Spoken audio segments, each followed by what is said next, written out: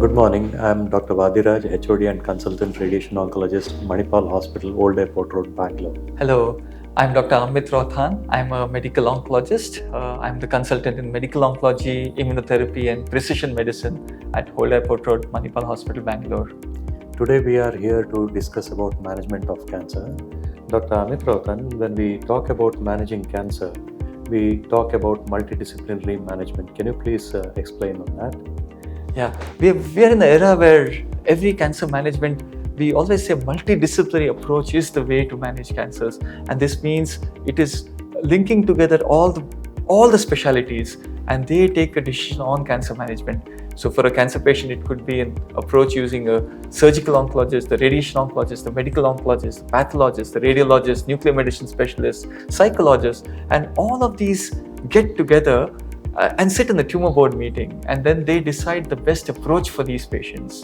And with this kind of an approach, we give the best specialized care for most patients. So you mean to say first when we see the patient, we will do the workup and then do the staging, and then we sit all of us together and decide what is the best management. Many of them, there may be guidelines. For some of them, there may not be a guideline how to handle it, some rare cases. So it always helps the patient when we sit together and discuss what is best for the management of the patient. Absolutely, I fully agree. Right. So now let's discuss about some common cancers, what we treat in our clinics. Let's discuss about the head and neck cancer management. When you told about multidisciplinary management of cancer, in head and neck cancer, how do we go about it?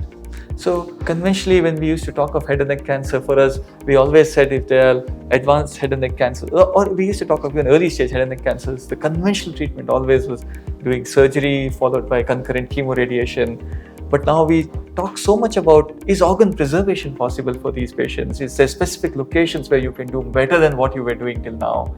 You could tell us more about how is this field of head and neck cancers changing and evolving, especially looking at organ preservation? Right. So earlier days, for a vocal cord or larynx carcinoma, whether it was stage 1 or advanced stage, they used to do surgery. So the patient, they used to lose the organ, and sometimes you would have noticed that they would have a tracheostomy tube.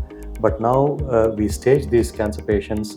If it is a stage 1 and stage 2, generally radiation alone should be sufficient. There's no surgery nor the chemotherapy. The patients get almost 90 to 95% cure, and their voice is preserved and they get back to their work. Wherein the cancer goes to advanced stage, like locally advanced, not spread to other parts of the body. Now we integrate various treatments. Can you please tell about that? So if we have a tumor which is locally advanced, we are talking about more and more neoadjuvant or anterior therapy using chemotherapy plus immunotherapy. And with these kind of chemoimmunotherapy approaches, we are able to downstage tumors before we go to the next step. Now, especially when we talk about larynx, there's a lot of role of doing chemoimmunotherapy, downstaging tumors, and then doing the concurrent chemoradiation. And those results are really exceptionally well, and the organ preservation also is very good. I think we are moving to a very era where more and more organ function is being looked at, and that's also very important for patient quality of life. When we discuss with patients, most of the patients, they express that they don't want a major surgery wherein they lose their voice and they end up having a permanent feeding tube and so on.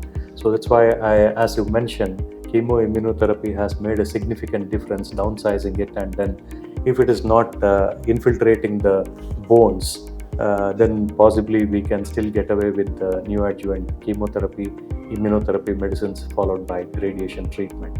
For certain cancers in head and neck, surgery cannot be done, like the nasopharynx, wherein the tumor cannot be removed completely. So you give a chemoimmunotherapy, neoadjuvant, and then the curative treatment would be radiation along with chemotherapy. Likewise, in the oropharynx and hypopharynx also, generally surgery is not preferred because the patients would end up having 2 tubes, which nobody wants. So we generally get away with chemoimmunotherapy followed by radiation with concurrent chemotherapy. Now let's move on to management of breast cancer, which is one of the commonest in India. So how do we decide a treatment for a patient who walks into the clinic with a breast cancer, and how do we stage them?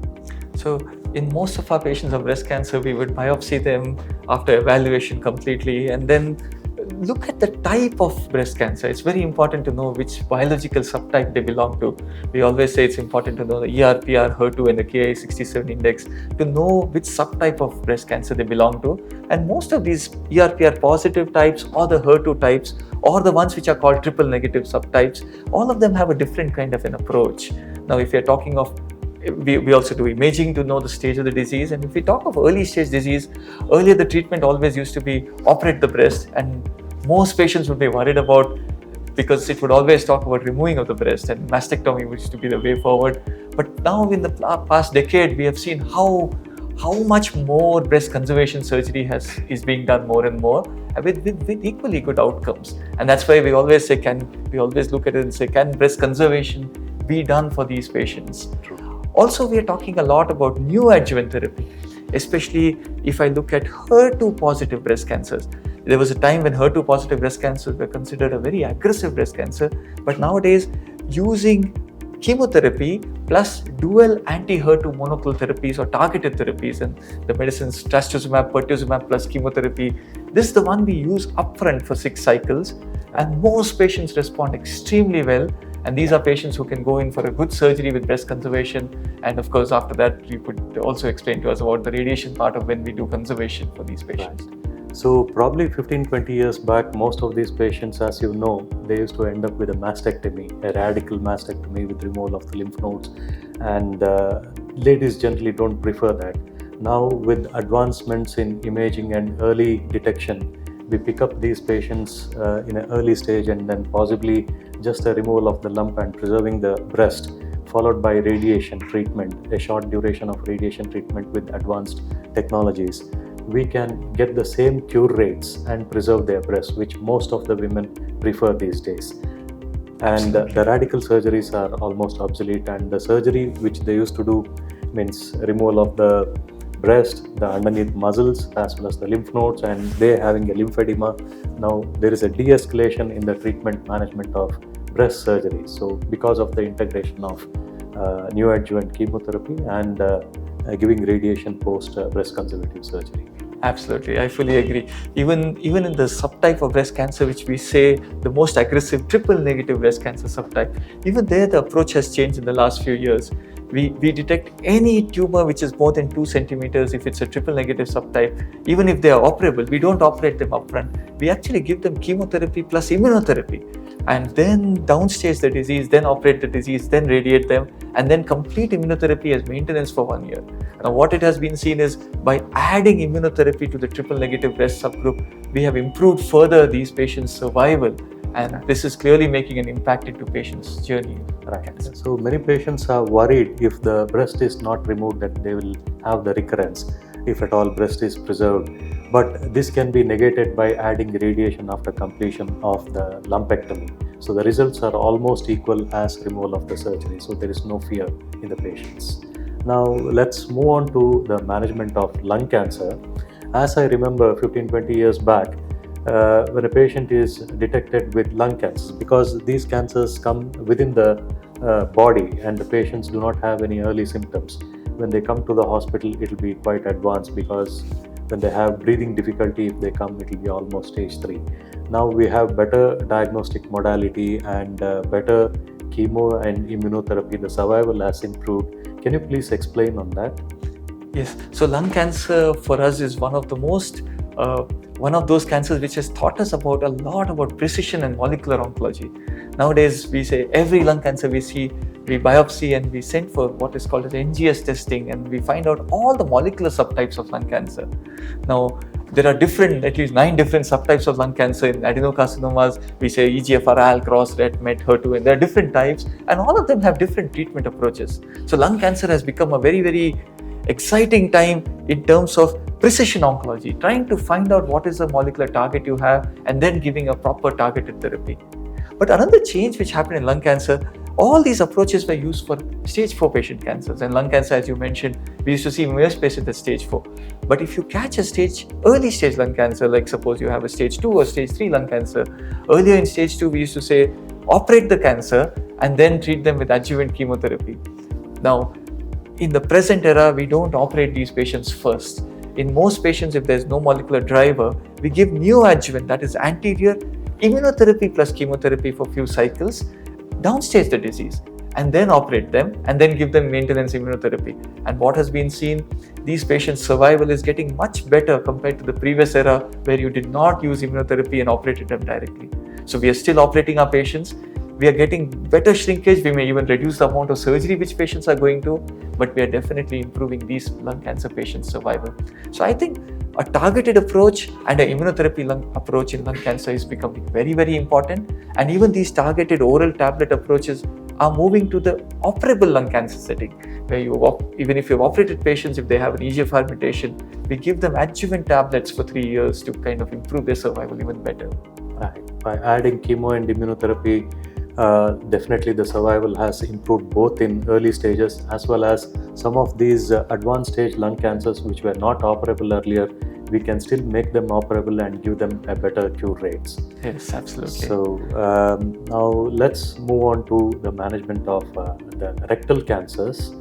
So in India, the rectal cancers are not that high, but recent years we have been seeing a lot of patients coming with the diagnosis of carcinoma rectum.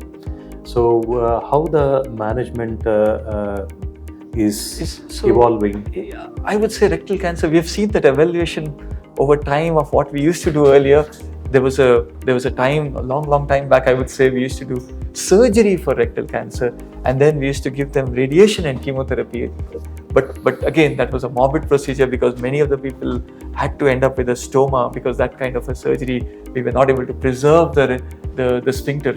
Now, then we moved to an era where we said we do chemo radiation first for most patients. So we are moving to an era and we do much more neoadjuvant chemo radiation. Maybe you could tell us more in detail about the chemo radiation era. Right. So probably in 1970s and 80s, most of the patients diagnosed with carcinoma rectum used to end up getting operated, and they used to have a permanent bag, whether it was in the lower portion or it was in the higher portion. And those patients who had high rectal cancers, the motion passage was made normal by stitching the two ends together, and the patient used to pass the motion regularly. But the problem was there was a lot of recurrence because whether it was early stage or advanced stage, they used to get operated. But in 90s, a lot of trials came up, and then they said directly taking up these patients for surgery, the results are not that good because they would recur some point in time either locally or somewhere else. So the management strategy for carcinoma rectum changed, and they said giving radiation after the surgery would result in a lot of side effects, and the patients were not able to complete the treatment on time. So these days, throughout the world, there is a concept that radiation has to be done first. There were two approaches. One is 28 days treatment, other one is short course 5 days treatment prior to surgery, and then patients are taken up for surgery after 8 weeks, and then the chemotherapy was given. But even that also has changed these days.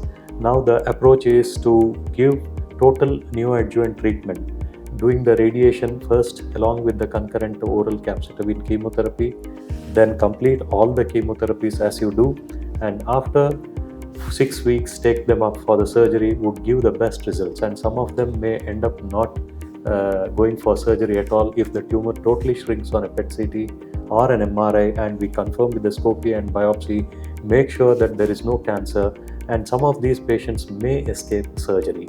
And patients definitely, they do not want a permanent colostomy bag, but that's not in our hand. But if the tumor is almost around 4 centimeters above the bottom, the anal verge, then the surgeons can consider doing avoiding a colostomy. But if it is in the lower rectum, then they end up with a colostomy. These are some of the changes which has taken place recently.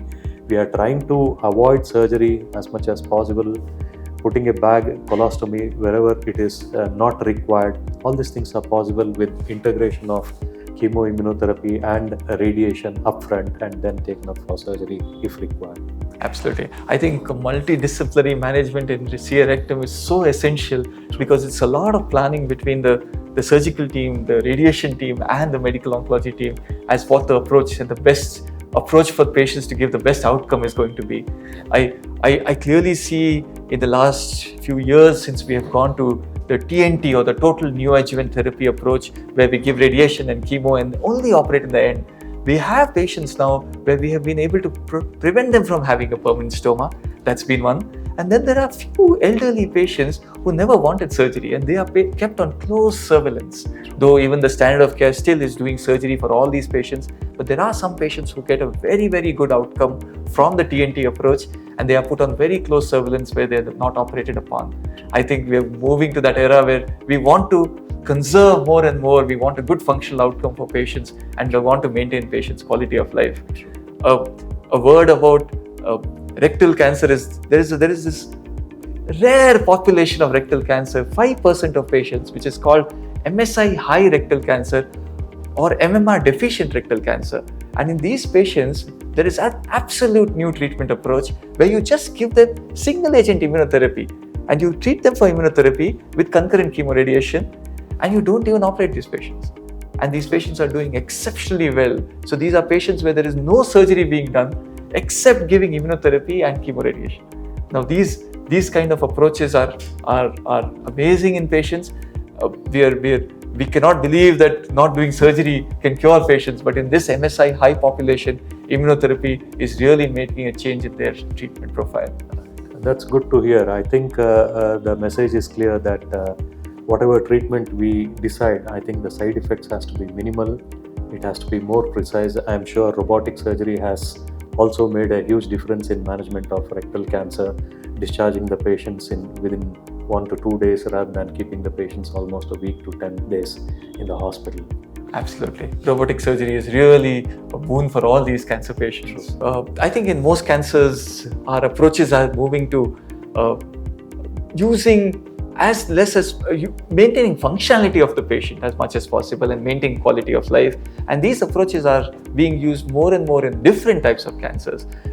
We did talk about these common cancers, but even if you talk of urinary bladder cancers, you talk of other cancers also, all these approaches are being pushed more and more forward. And this is possible because of better techniques of using immunotherapy, better sequencing of chemotherapy, better radiation techniques which have been going on, and of course the better surgical techniques. And with this we keep hoping to get better outcomes for our patients.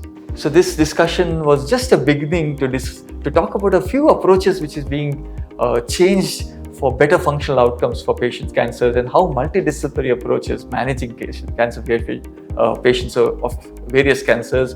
We will do more discussions. We will have surgical oncologists also into our team, and we will kind of discuss more about how we are treating each cancer more in detail in the subsequent series. Thank you. Thank you.